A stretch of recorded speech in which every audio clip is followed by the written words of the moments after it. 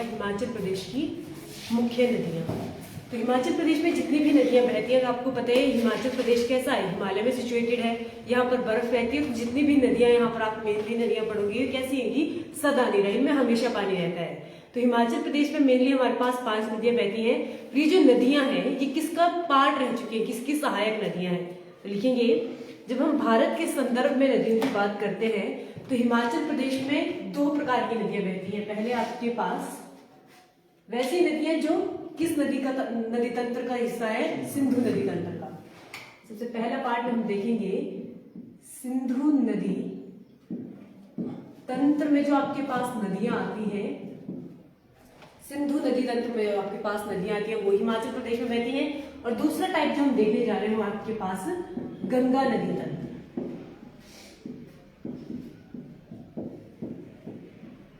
इन दोनों नदियों के दोनों नदी तंत्रों के अंतर्गत जो भी नदियां आपके पास मेनली रहती हैं वो हिमाचल प्रदेश में प्रवाहित करती हैं। तो सबसे मेनली आपके पास जो नदी तंत्र बहता है हिमाचल प्रदेश में वो है आपके पास सिंधु नदी तंत्र। तो डालेंगे हेडिंग आप, सिंधु नदी तंत्र के बारे में हम जो करेंगे, हिमाचल प्रदेश में मेनली नदियां कौन कौन सी हैं। तो आपको पता होगा जो सिंधु नदी है या फिर सिंधु नदी समझौता भी हम देखते हैं भारत और पाकिस्तान के बीच में है। सिंधु नदी समझौते में आपके पास आती है टोटल कितनी नदियां, 6 नदियां। कौन कौन सी हैं आपके पास, सबसे पहले आपके पास एक तो सिंधु नदी, दूसरी हम देखते हैं आपके पास झेलम नदी, झेलम के बाद आपके पास आती है चिनाब, चिनाब के बाद रावी, रावी के बाद व्यास, और व्यास के बाद हम देखते हैं किसको, सतलुज को। तो ये आपके पास जो पूरी है, पूरी कितनी नदियां हैं, ये 6 हैं जो सिंधु नदी समझौते में आती हैं। पर उसकी सहायक नदियां जो मेन है आपके पास वो कौन कौन सी हैं, झेलम, चिनाब, रावी, व्यास और सतलुज।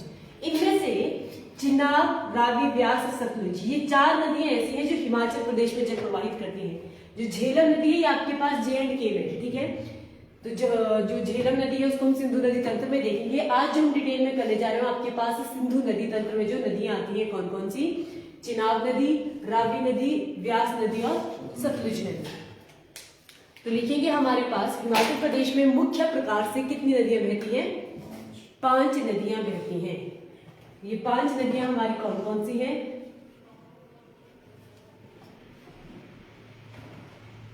पांच नदियां हैं हमारे पास, चिनाब, रावी, व्यास, सतलुज, और लास्ट में जो आपके पास दूसरी नदी तंत्र से आती है वो है जो गंगा नदी तंत्र से आती है वो है आपके पास कौन सी, यमुना नदी। हिमाचल प्रदेश में मुख्य प्रकार से 5 नदियां बहती हैं, चिनाब, रावी, व्यास, सतलुज और यमुना। मैप के अकॉर्डिंग हम सीरीज में ही चलेंगे आपके पास। तो सबसे टॉप में आपके पास कौन सी नदी आती है, चिनाब नदी। अब ये जो नदियां हैं आपके पास, ये वैदिक जो हमारा इतिहास रहा है उसमें भी इन्होंने इंपॉर्टेंट रोल किया है।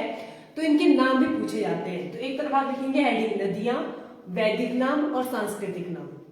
वैदिक नाम अलग है और सांस्कृतिक नाम के अलग अलग है। वैदिक नेम और सांस्कृतिक नेम। तो जो चिनाब नदी है, चिनाब और यमुना 2 ऐसी हमारे पास नदियां हैं जिनके एक ही नाम है, ठीक है। तो लिखेंगे चिनाब का नाम है आपके पास, इसको हम वैदिक देखेंगे, वैदिक नाम है इसका असीकली। क्या नाम है चिनाब का, असीकली। चिनाब नदी का वैदिक नाम। चिनाब के बाद हमारे पास आती है रावी नदी। तो रावी नदी के 2 नाम है, एक इसका वैदिक नाम है और दूसरा इसका सांस्कृतिक नाम है। तो वैदिक नाम है रावी का पुरुषनी, नहीं इसी का एक ही नाम है। आपके पास चिनाब और यमुना ऐसी नदी है जिनके एक ही नाम है, बाकी जो 3 हैं इनके सभी के 2-2। तो लिखेंगे रावी का वैदिक नाम है पुरुषनी, रावी नदी का वैदिक नाम क्या है, पुरुषनी, और इसी नदी का सांस्कृतिक नाम है इरावती।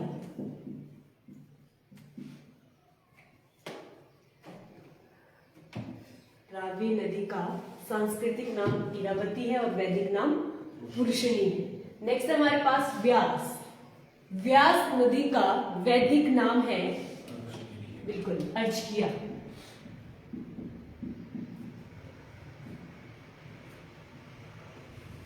व्यास का वैदिक नाम अर्चकिया और सांस्कृतिक नाम है इसका बिल्कुल विपाशा। तो आपके पास नाम मेंशन किया था कि व्यास का सांस्कृतिक नाम बताओ, वहां पे आप ढूंढते रहोगे कि अर्चकिया कहाँ है। तो अर्चकिया कैसा नाम है? वैदिक नाम। और विपाशा कैसा है? सांस्कृतिक नाम। नेक्स्ट है हमारे पास सतलुज। सतलुज नदी का वैदिक नाम, तो इसका वैदिक नाम है शतुद्री। सतलुज का वैदिक नाम शतुद्री और इसी का सांस्कृतिक नाम है शतुद्र।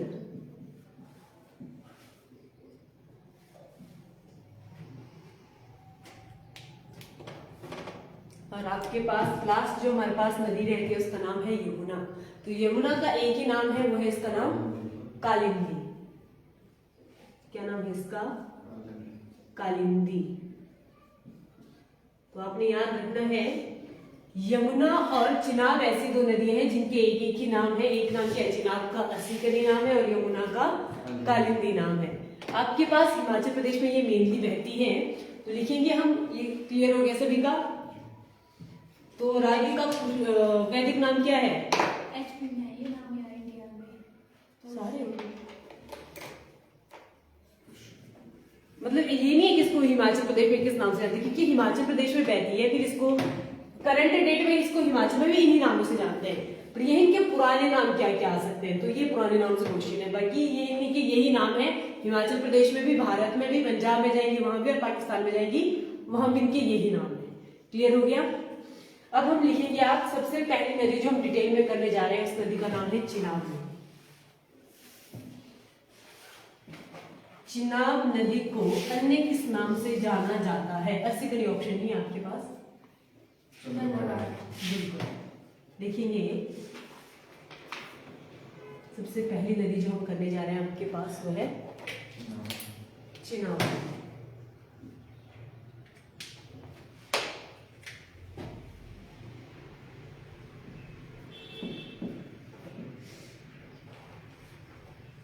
और इसी को अन्य नाम किस नाम से जाना जाता है? चंद्रभागा के नाम से जाना जाता है। लिख लेंगे हिमाचल प्रदेश की सबसे बड़ी नदी कौन सी है? हिमाचल प्रदेश की सबसे बड़ी नदी। बड़ी नदी से आप क्या समझते हो? जिसमें जल ज्यादा रहता है, जल अपने साथ ज्यादा लेके आएगी, वो कौन सी नदी है आपके पास? चिनाब नदी।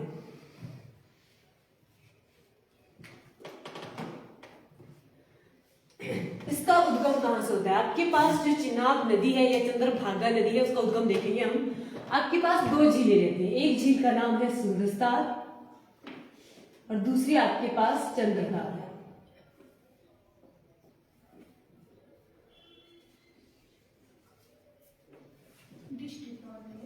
लाहौल स्पीति में है आपके पास। मैप में हम देखेंगे झील आपके पास सूरजताल है, झील है चंद्रताल। तो लिखेंगे सूरजताल झील से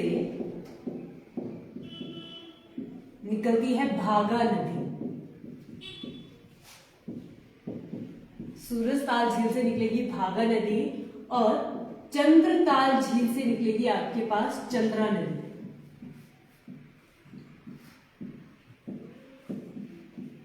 ये आपके पास यहाँ पे सूरजताल है। सूरजताल से निकली हमारे पास कौन सी नदी?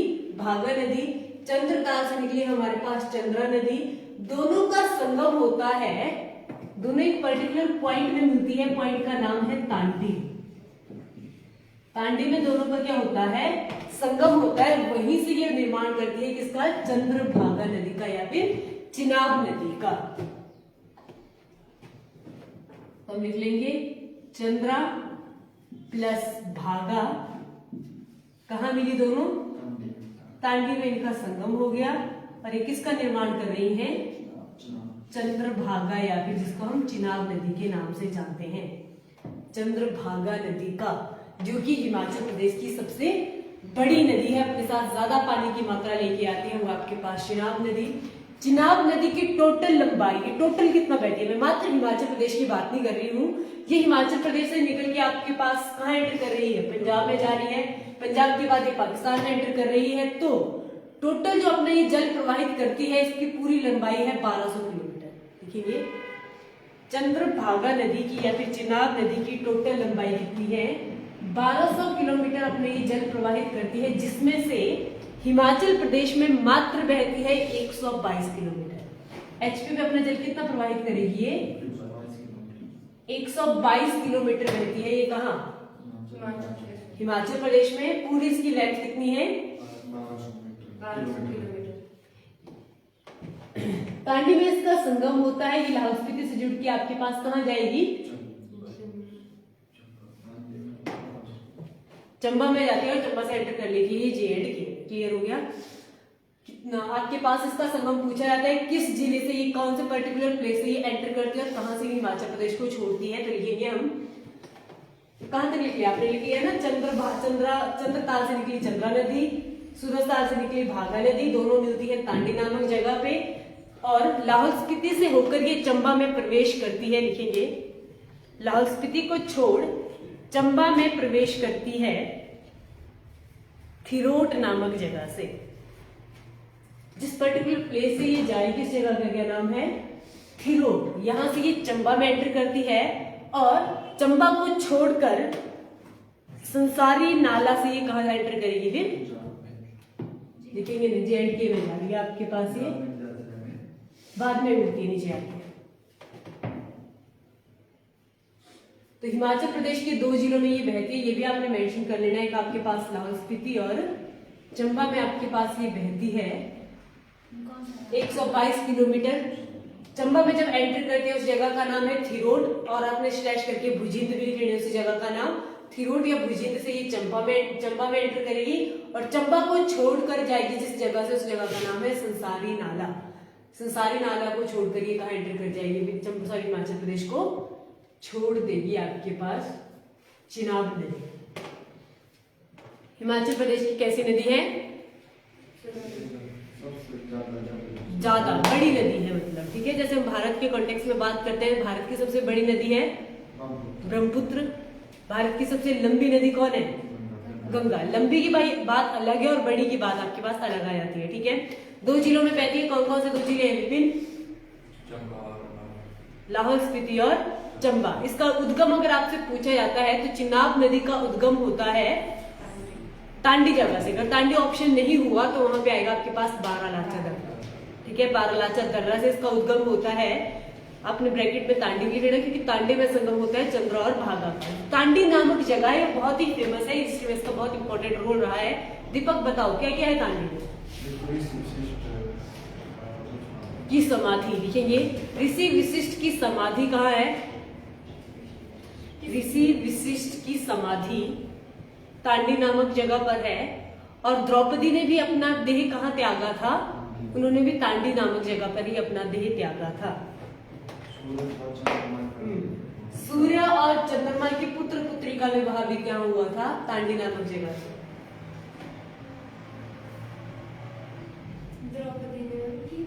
द्रौपदी ने अपना देह तांडी नामक जगह पर त्यागा।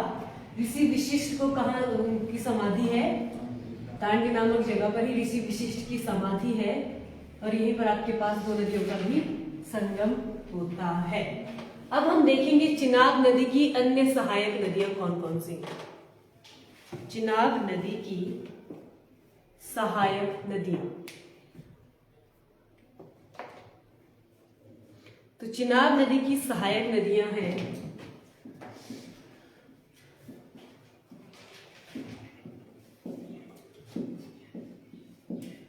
सबसे पहले आपके पास चंदा नदी,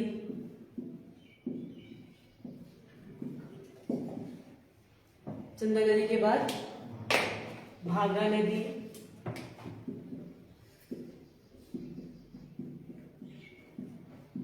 भागा के बाद सैचर नाला, सैचुआ विलेज भी आप हिस्ट्री में देखेंगे उसको। सैचू नाले के बाद आता है आपके पास मीनार नाला,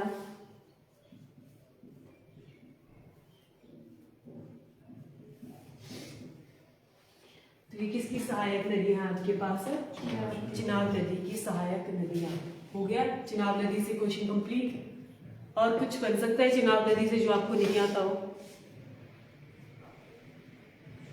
देखिए नेक्स्ट नदी हम देख रहे हैं चिनाब के बाद जो आपके पास आती है दूसरे नंबर पर, रावी नदी। डालेंगे हेडिंग, नेक्स्ट नदी कौन सी है? रावी नदी।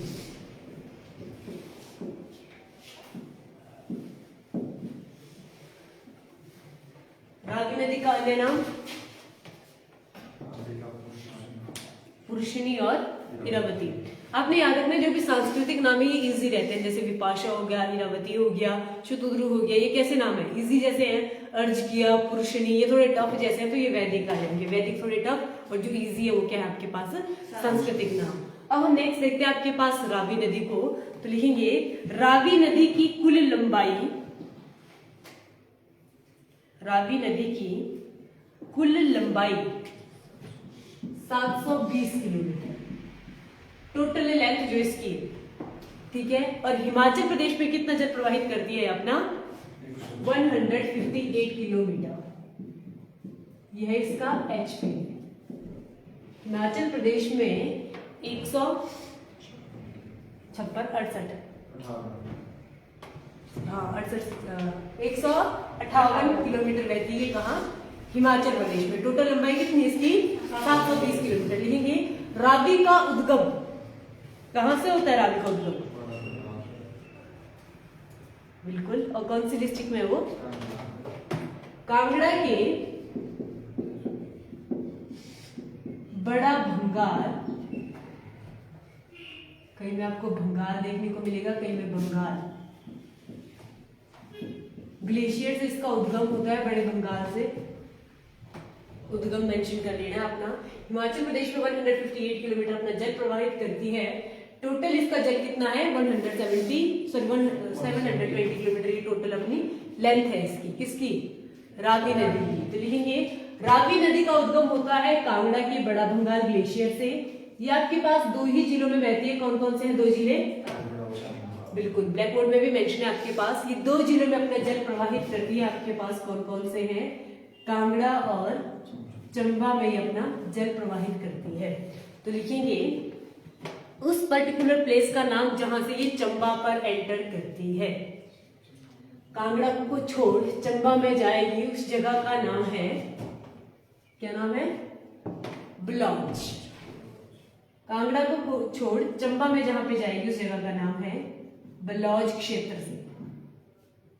बलौज नामक क्षेत्र से ये एंटर करती है चंबा में, और चंबा को छोड़ पंजाब में जाएगी जिस जगह का नाम है खैरी नाला।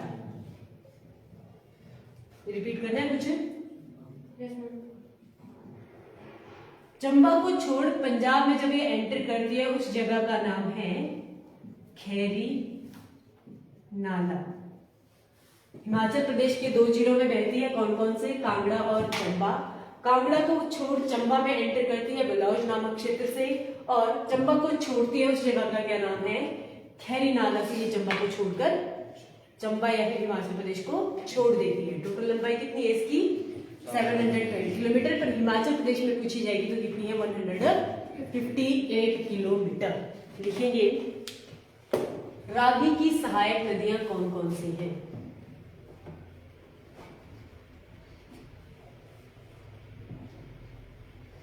मुख्य नदियां आपको पता है, जो भी हिमाचल प्रदेश की मुख्य नदियां, ये कैसी नदियां हैं? सदा निराई में हमेशा जल रहता है, ऐसा नहीं कि सूख जाएंगी सीजन के साथ में।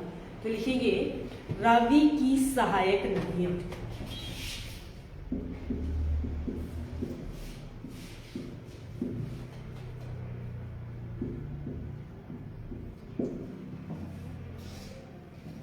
सबसे पहले मेंशन करेंगे बांदल नदी। बांदल नदी। नेक्स्ट है चिड़चिंद नाला। ये पेपर में पूछा गया था, कौन सा? चिड़चिंद नाला। क्वेश्चन आया था कि चिड़चिंद नाला किसकी सहायक नदी है? तो किसकी है? रावी की। नेक्स्ट लिखो तंतारी नाला, बांदर, तंतारी, चिड़चिन, बैरी नदी। और सबसे इंपॉर्टेंट, या फिर आप लिखोगे रावी की सबसे बड़ी सहायक नदी कौन सी है? सियूल नदी। रावी की सबसे बड़ी सहायक वह आपके पास कौन सी नदी? सियूल नदी। बाकी आपके पास बांदर, चिड़चिन, तंतारी, बैरी, ये कैसी है? इसकी अन्य सहायक नदियां हैं। लिखिए। तो आज हमने की आपके पास दो नदियां कौन कौन सी हैं? जो चिनाब और रावी। चिनाब आपके पास हिमाचल प्रदेश की कैसी नदी है? सबसे बड़ी नदी है। उद्गम इसका कहाँ से होता है? ताकि ऑप्शन नहीं होगा तो दादा या चंद्रा से किसका उद्गम होता है? ये जो चंद्रा और भागा निकलती है दर्रे से, मतलब सबसे पहले जो चंद्रा नदी है वो निकलेगी चंद्रताल झील से। और चंद्रताल झील को अन्य किस नाम से जाना जाता है? या फिर हेन सांग ने इसको किस नाम से लिखा था? तो हेन सांग के अकॉर्डिंग जो चंद्रताल है इसको लोहित का सागर कहा गया था। और जो सूरजताल झील है वो हिमाचल प्रदेश की सबसे हाइट में सिचुएटेड झील है। तो लिखेंगे हिमाचल प्रदेश की सबसे ऊंचाई में स्थित झील कौन सी है? सूरजताल। तो ये जो दोनों नदी है ये झीलों से ही निकल रही है, इनके नाम से ही लग रहा है। भागा नदी निकलेगी सूरजताल से और चंद्रा नदी निकलेगी चंद्रताल से। ठीक है, फिर दोनों मिलती है तांडी नामक जगह पर और वहीं से तुम्हारा उद्गम होता है किसका?